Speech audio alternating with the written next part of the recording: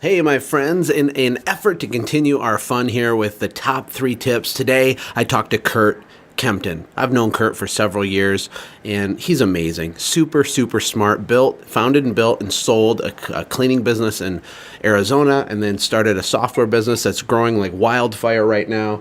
He has a lot of insight. So I'm excited for you guys to hear his top 3 tips. They're really, really unique and interesting. Also, go to automategrowsell.com/best year.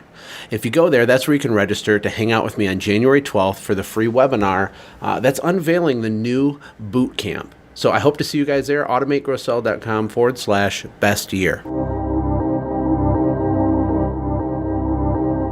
Welcome to the Quick Talk Podcast with Joshua Latimer, where we discuss business, life, family, faith, struggle, fire, pain, and ultimately winning. It's time to take massive action. Look, I can't work harder on your life or business than you do. It's ultimately all on you. You know, God created all the food the birds would ever need, but he doesn't put it in their nest. You've got to go get it. 10 out of 10 people die. So how about doing something today that actually matters while you still can? Hey everybody, thank you so much for hanging out with me. It is 2017. I can't believe it. Can you believe it?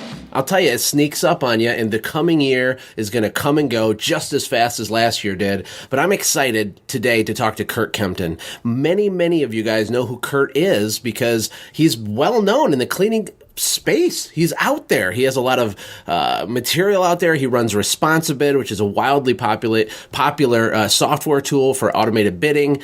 He had a cleaning business that he built and sold in Arizona. Curt, how are you? Thanks for hanging out with me today. Doing awesome. Welcome to 2017, Josh. Yeah, it's finally here. It's crazy. It sneaks up on you. It's a sneaky little booger. So for me, the winter time, I know you're in Phoenix, so it's just hot all the time, but especially in the northern states, when everything kind of slows down, it gets cozy, this is the perfect time to work on building systems, to work on getting your plans and goals and strategies on paper. I spent the whole winter retooling my business every year that we were really successful. Did you do something similar to that? Yeah, with us, it's actually the late summer. It's the same thing, though, different temperatures. But yeah, it's all about sitting down and just retooling, refining. It's all about, you follow the system that you've got. You don't want to be changing that in the middle of the busy season. But when things slow down and you have a chance to kind of really reassess what didn't work and what was broken, you just kind of tear it down to the studs. And I would argue that it's better to tear a couple things down than to try and burn the whole thing to the ground and rebuild in a season. But yeah, absolutely. Take that time to get it really honed. Yeah, good businesses don't happen by accident. I mean, usually at least. They happen by design, and you have to put in the effort. And I know that you have. Your new company is kicking butt and growing. I know that you're very systematic. You're a goal setter. You set and accomplish goals. You have an organized personal calendar. You're one of those people. You're a high achiever. So how do you do it, and what tips do you have? What are your top 3 tips for the listeners to crush 2017, to punch it square in the throat, Curt? Yeah, so when I knew we were going to be meeting today, I kind of did spend some time reflecting, because I've always been one of those people who's like, oh, the top 3, geez, life doesn't work that way. It's a bunch of tiny little components, and I have to really force myself to think kind of more modularly, if you will, like that. So the first thing I would say is, that has really helped me, is to learn. And I know it's like, oh yeah, learn. How generic can it be? But actually, it's a little bit different. When I talk about learning, what I mean is the mindset of learning. If you're sitting in a restaurant, you should be learning by what this restaurant is doing to either make you happy or frustrate you. When you're reading a book, you should be learning. When you're watching TV, when you're watching a commercial, when you're watching a cat video, you've got to be in the mindset of what are they doing that's working, and what are the nuances that I'm experiencing that are the effect of what somebody is actually doing, or a system that's in place, or some sort of protocol. So I know you do this. Whenever I've been out with you, we've sat at restaurant tables or we've been at conferences, and we've kind of just sat there as entrepreneurs. You can't help but think like, how much money do you think they have invested into tables and chairs in this room right now? And thinking, how much does that add to my happiness? So they invested $500,000 into tables and chairs probably in this room. Do you think that they have made $500,000 of even revenue or profit? It's always interesting to think off of this particular choice in furniture.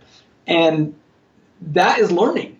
That's learning. It's just really, and now you don't know what their bottom line is, but you can get an idea what kind of traffic they have, their popularity in town, or just the overall vibe that you're getting. Oh, I love it. My kids do this now because I can't turn that part of myself off. My wife does it now. Like, it's part of our culture as a family. My kids will go, Dad, this place really has a lot of perceived value. And they're like 8 years old. So it's hilarious, but it's true. And it's good to open your eyes and be aware and to learn, like you said, have a learner's mentality. Learning isn't an event, right? Learning is a lifestyle. Learning is part of your core culture. At least you should move towards that, right? Yeah, exactly. We had a video that we did when I was at 5 Star Window Care, our window cleaning pressure washing company. We did a little ad video that really I watched the viral video of Dollar Shave Club. They had a really viral video that I very much enjoyed. I thought it was a great video. And I remember as I was watching it going, this guy is selling razors this way. No. He's not selling razors. And that was kind of that learning. It's like, no, he's selling a lifestyle of fun and carelessness. I don't have to care about it. Well, what did I sell at 5 Star Window Care? Exactly the same thing. So I thought, here I am. I'm selling to people the happiness that will come from you not having to lift a finger.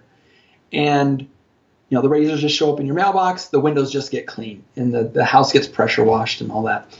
So anyway, for 2017, I would say that what tends to happen, and I've experienced this myself, is that you learn a lot and you start to feel like you know everything you need to know.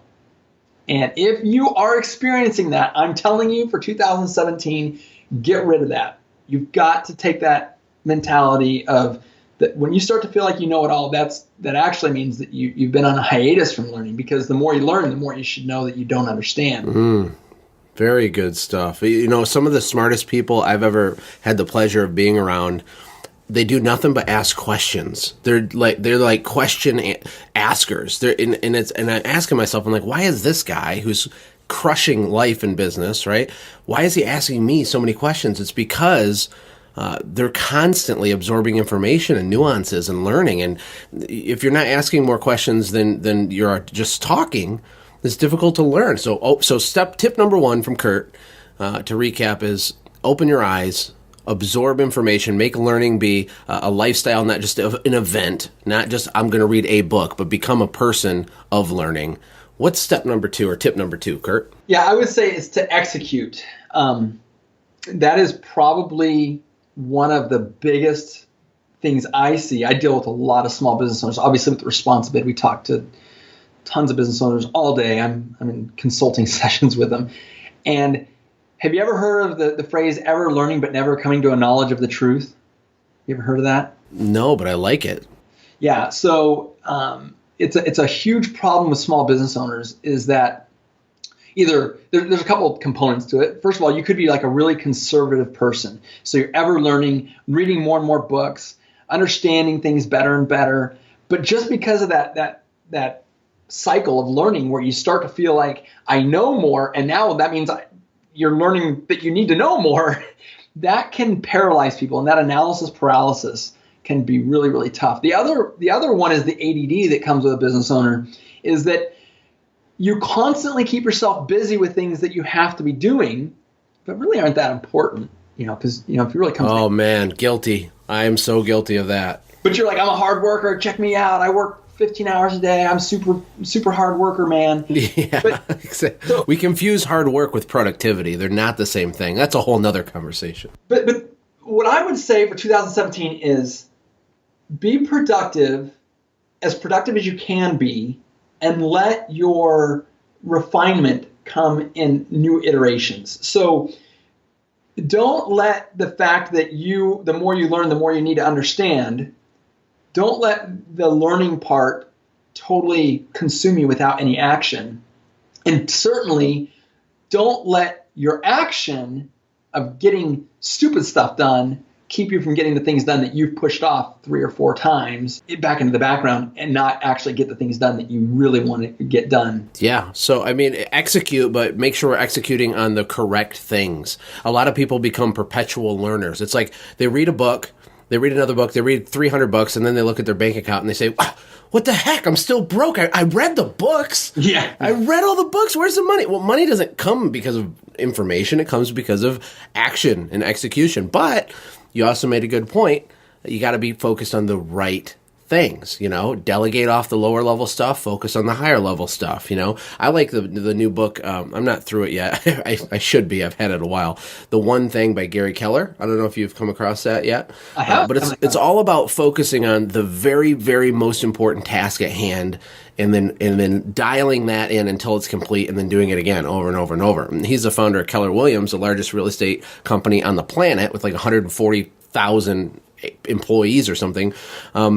But he says if you chase 2 rabbits, you'll catch neither one, right? And I've mentioned that on the podcast. But focus is a difficult thing. I struggle with it at times. But I think you make a great point for tip number 2, which is execute on the right things. Any final thoughts on point number 2, or do you want to go to point number 3? Well, I'd just like to tie point 1 and 2 together to the idea that when we get inspired as humans, we have a tendency to learn something, get inspired, and then to just think on it or forget it and not do anything about it. The things that you should be executing on when you have time to be reflecting on what you should be doing and the things that kind of like keep nagging at you, those are probably the things that you should be executing on, particularly when you're in learning mode and you're like, man, if I just did this could make me $250,000 next year. But the problem is that the reason it's such a great idea is probably because it's hard to execute. So I just want to tie those 2 things together, that you probably already know what it is you need to execute just based on the fact that you've pushed it off probably 100 times at this point. But for 2017, you really need to allow your learning to drive your execution. Okay, awesome. What's tip number 3, Curt? Tip number 3 is to cut the negativity out. And I say that because I left Facebook last year, and it was really painful when I left. I was actually shocked how painful it was. How like an addict says, I can quit anytime I want. Facebook does have that effect, yes. Yeah. Well, I had a whole community of people on there, and I found out that it was only about 20% positivity, and I'm not going to say all the rest was negativity. There's certainly some neutral things in there, but I learned as I was on Facebook that the community that I need to be a part of was really more in the learning and executing area with individuals. I didn't need to do it in a social space amid a lot of people. And it was a kind of drastic decision. I'm not saying it's right for everyone, but I will tell you that when I cut Facebook out of my life, and I know that there's idle time, so I'm not going to say that my productivity went through the roof just because of cutting negativity out. But I will say that my creativity and my execution went way up. And it's one of those things where I just want to bear testimony to something that a lot of people probably wouldn't even consider as being something that they would consider doing. But if you were to cut something out of your life that is constantly sucking energy from you and apply that energy to whatever it was that you want to learn about or execute, you would actually come out with probably a net positive of time and energy. And results. Well, right. That's just going to definitely follow. So take a deep look in your life. Is there a person? Is there a thing? Is there a part of your business? Or is there a service that you're offering right now? I talk to people about this all the time. Yeah, we offer this particular service. It only makes up about 20% of our revenue, but it's about 60% of our time. Why are you doing that? And well, because our customers expect it. Well, if you tell them not to expect it anymore, they won't expect it, right? So that would be my final tip. Would be take some time. This is the good New Year's resolution time. think about what person, thing, item, service, whatever are you doing or is a part of your life that you know you'd be better off without. And if it's your mother-in-law, well, that's a sticky one. But you know what? I would still argue that there's fences that can be built around even sticky parts of our lives to at least mitigate the effect that they have on our overall well-being. Yeah, I think it's really hard to even understand how powerful, what you just said is amazing, by the way. It's hard to understand the real effect of being around negativity or toxic relationships, or even, like you said, in your business, maybe a service that you keep doing, but you don't know why you do it. And every time you do it, you feel like crap and you're super stressed out about it. It's hard to understand how big of a deal it is if you remove those. It can change everything. It can totally flip everything 180 degrees. It's a huge pivot, but there can be pain involved. Like you said, when you left Facebook, you miss the community, you miss the addiction, the habit of checking your phone constantly, and it's like a drug.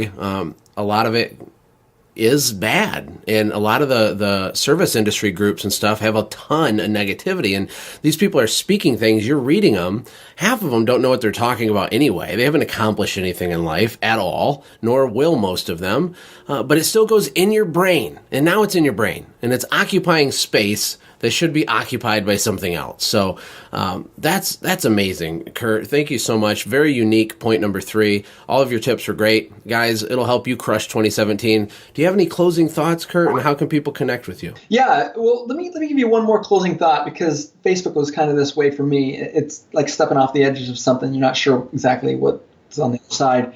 Can I just add that one of the things that occurred to me is someday I'm going to die. Right. And the world's going to keep turning, and people are going to keep living, and they're going to, and it's just so interesting that the world really doesn't care if you're happy or sad or whatever. As a general rule, the world just is. And I just want you to know that of all the tips that I just gave here, your happiness is 100% your responsibility. With the help of the people that you bring into your lives. If you're religious, I'm very religious, and I believe that bringing God into my life has made, all the difference in the world. But God says knock, and then he will open, right? And you have to ask, and then you'll receive. Everything that we've talked about here is really not something that's going to be put in your lap. It's not just going to fall out of heaven and just happen. And I think as business owners, we know that. But we also take it for granted because we don't really have, where the buck ends. The buck ends here. I just want to point out that if you'll do the things that make you happy, whatever the consequences are in other people's lives, at some point it will blow over, and you will end up just chasing what it is that you know is the right thing, and you will get what it is that you're hunting for if you'll just allow yourself to hunt it. And yes, you can reach me, customerservicefactory.com. It's just a little video blog I put together for different business tips and tricks. It's a free resource I've got out there for people. You can hit me at Curt@synthesize.com if you want to email me. But absolutely, I really think that as business owners, we focus on making other people so happy so much because, that's where our revenue comes from. Just don't forget that you really do have ultimate responsibility for your own happiness. And don't ever forget that the more you make other people happy while staying within your own moral compass, you will find true happiness. Awesome. Very inspirational. Very well said. I love it. Go to customerservicefactory.com, right, Curt? Did I say that right? Okay. That's a really cool resource, actually. Curt has some really, really sweet videos on there. Check that out, or you can email him. Curt, I appreciate your time very, very much, and I agree with everything you said, my friend. I will catch up with you soon. Thanks for giving me some of your time. Absolutely. Happy 2017, Josh. Hey, my friends, I want to invite you to hang out with me on January 12th. Now, many of you know I launched my Automate, Grow, Sell Small Business Bootcamp about a year ago. And over the last year, in 2016, we had over 115 small businesses in a variety of service industries join me and the rest of the bootcamp members to go through the bootcamp, right? This is a high impact, massively disruptive, in a good way, bomb for your business. It can change everything. And in all seriousness, it has doubled and even tripled some of our members' businesses the first year that they're in the boot camp. Now, we also learned a lot. And so we've made some adjustments to the way that the course is laid out, to the content that's in it. And we have a new game plan going into 2017 to really help you make 2017 your very, very best year in business ever. We've had massive feedback. We've done a lot of research and data with our current members to figure out, what can we add to the bootcamp to make it better? What was missing? How can we add more and more value? There's a lot included. I don't have to go into all of it now. I just want you to know that on January 12th, you can join me for free, and I'm going to do a teaching on how to make 2017 your very, very best year in business ever. And that might look like anything. There's no wrong answer, but that's for you to decide. For me, the last 2 years I owned my business before I sold it, I only worked 5 hours a week in the business. That's a real true story. The business still did over $150,000 a month, and it was totally automated. That's what I teach you how to do in the boot camp, right? So whether you want to have a really big business or a smaller business that's boutique but highly profitable, that's what we can teach you. But the most powerful part of the boot camp is the membership, the community, all these other businesses, because we have a private mastermind group on Facebook that's hidden, it's secret, it's just for the boot campers, and there are very, very smart people in the boot camp. So there's a lot there, and on the webinar, I'm going to walk you through it, screenshot it, lay out what's in it, and the methodology behind the teaching and what it can do for you, right? Because look, 2017 is going to sneak up on you and fly by just like this year did. There's no reason in the world to not investigate. Hang out with me on January 12th and just take a peek. Just take a look and see what we have to offer you. It could change everything for you. So I hope you register. It's totally free, and I will see you on January 12th.